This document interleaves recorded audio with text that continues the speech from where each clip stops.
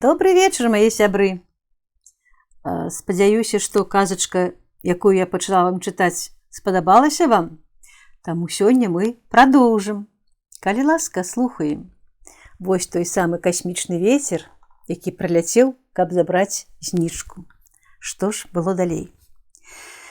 Ён ужо пачаў закручвацца на месцы, рыхтуючыся падхапіць сяброўку і панесці ў космас. Але яна чамусьці не спяшалася выходзіць з хаты. Заўважыўшы яе ваганні, касмічны вецер разгублена запытаўся: «Чаго ты марудзіш?» «Чакай, сябра вятрыска, не прыспешвай мяне. Я толькі пачала знаёміцца з жыццём на зямлі. Тут такая прыгажосць, а кветкі. Я магла б глядзець на іх бясконца. Мне падабаецца клапаціцца аб іх, паліваць, адчуваць тонкі салодкі водар». «Ты хочаш застацца?» – зніякавеў касмічны вецер. Я хачу пабыць тут, каб любавацца імі. З людзьмі пагаварыць, а потым можна і дадому вяртацца». Яны некаторы час маўчалі. Цішыню парушыў касмічны вецер. «Няўжо ты не сумуеш па знічгарадку?» «Сумую». Знічка ўздыхнула, а потым звярнулася да сябра з просьбай. «Слухай, вятрыска, я тут кветкі развожу, розныя. Мне б хацелася пасадзіць і нашыя кветкі, якія растуць у знічгарадку. Зможаш прынесці мне колькі зёлак насення?» Касмічны вецер глыбока ўздыхнуў. Ну ці мог жа ён адмовіць сяброўцы? «Прынясу», цвёрда паабяцаў. «Уяўляеш, які незвычайны квітнік атрымаецца?» Радавалася Зіначка. «На зямлі такіх раслін яшчэ не бачылі, якія ёсць у нас у знічгарадку». Тут дзяўчыне прыйшла адна цудоўная ідэя. «Вятрыска, сябра, заляці на месяц, вазьмі там насенне мясцовых кветак». «Ты дадому, гляжу, не спяшаешся», – сумна сказаў касмічны вецер. «Мо і не вернешся?» «Вярнуся я, вярнуся, не перажывай, сябра». «Калі? Ну скажы мне дакладна, калі?» – не сунімаўся госць з космаса. «Калі на сваім асаблівым кветніку пасажу 10 гатункаў самых незвычайных кветак, вось тады і вярнуся», – паабяцала Зіначка. «Кветкі са знічгарадка і месяца ўлічваюцца?» – сцвярджальна сказаў касмічны вецер. «Дамовіліся», – адказала дзяўчынка Зорка. Госць з космасу развітаўся і паляцеў, а Зіначка вярнулася у ложак, лягла на духмяную падушку з травы кветак, накрылась коўдрачкай і адразу агарнуў яе сон. І пачала ўслухоўвацца ў нейкія гукі, якія ляцелі да яе. «Дапамажы, натхненне, прапала, прыгажуня, шчасце». Не адпускала цяжкае адчуванне, што яна так і не дапамагла таму чалавеку, які спадзяваўся на яе. Той ноччу Зіначка амаль не спала. Раніцай, калі сонца ўстала, бабуля Сцеша выйшла з хаты і ўбачыла, што Зіначка ўжо завіхаецца ў сваім двары. «Дзіцятка, ты хоць спіш калі?» – усміхнулася бабуля. «Усё з кветкамі возішся. Я хачу, каб яны квітнелі.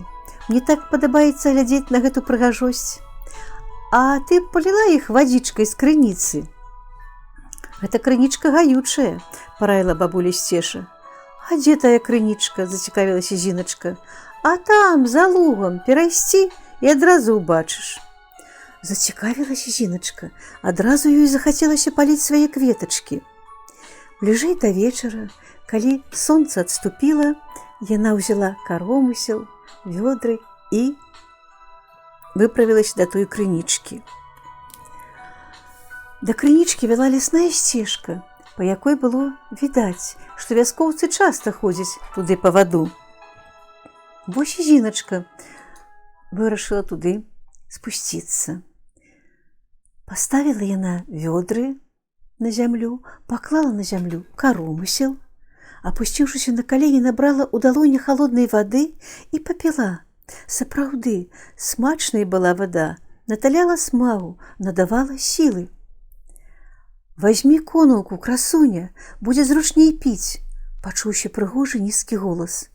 Зіначка азірнулася і ўбачыла незнаёмца, але голас яго чамусьці ёй быў ужо знаёмым. Дзяўчына хуценька падхапілася з кален, разгублена азірнулася. «Прабач, я не хацеў цябе напалохаць. Вазьмі конаўку, будзеш першай, хто з яе крынічнай вады вып'е. Я каваль. Зрабіў вось гэту пасудзінку і вырашыў ля крыніцы пакінуць, каб людзям было зручней піць яе». Каваль працягнуў дзяўчыне конаўку. Конаўка гэта кружка. Яна ўзяла яе, пакруціла ў руках.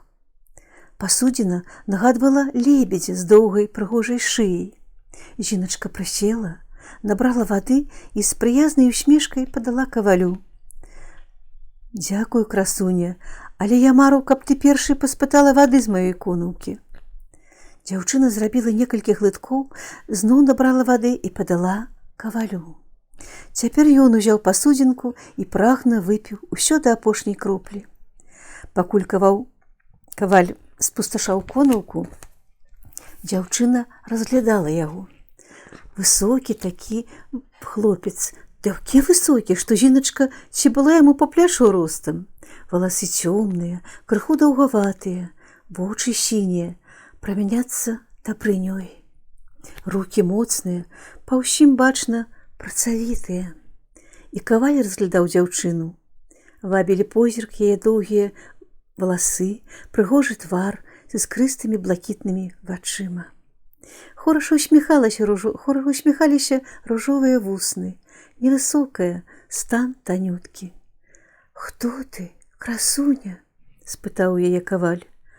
«Зорка-знічка», – адказала яна і рассмяялася сярэбрыстым смехам. «З неба прыляцела?» – жартаваў каваль. «Ага, а мяне тут Зіначкай завуць». «Зіначка, прыгожае імя, а я Мікола. Ты па ваду прыйшла?» – ён кіўнуў на вёдры. Дзяўчына расказала, што хоча паліць крынічнай вадой свае кветкі, якія вырошчвае ў агародзе. Каваль узяўся паднёсці ёй цяжкія вёдры. Пакінулі яны конаўку лебедзя ля крынічкі, ды і рушылі далей у вёску. Пакуль ішлі, Зіначка расказала Міколу, што хоча зрабіць самы незвычайны кветнік. Сабраць у ім 10 гатункаў такіх кветак, якіх яшчэ ніхто не бачыў. «Ведаю я такую незвычайную кветку», – задумена сказаў каваль. «Русалчынай валошкай завецца». «Прыгожая?» – зацікавілася Зіначка. «Але што за пытанне, усе кветкі прыгожыя?» «Ды я і сам не бачыў. Ні кветкі, ні русалкі. Людзі кажуць, што жывуць гэтыя прыгажуні ў нашай рацэ, а вада ў ёй такая сіняя таму, што фарбуецца ад русалчыных валошак. Можа, казкі ўсё гэта, а можа і праўда». На гэтым яны скончылі размову пра русалак і пра кветку. Як у вёску ўвайшлі, Зіначка заўважыла, што суседзі з вялікай цікаўнасцю глядзяць на яе і каваля, позіркамі праводзяць пра нешта, шэпчуцца сабе. Данёс Мікола вёдры і паставіў ля паветкі, як папрасіла дзяўчына. Затрымлівацца не стаў, а развітваючыся сказаў: «Да сустрэчы, прыгажуня, мы яшчэ пабачымся». Вось такі прыгожы каваль на імя Мікола, які сустрэўся Зіначцы-знічцы ля крыніцы. А што было далей, я раскажу вам у наступны раз. Да пабачэння, да сустрэчы на канале «Казкі на канапе».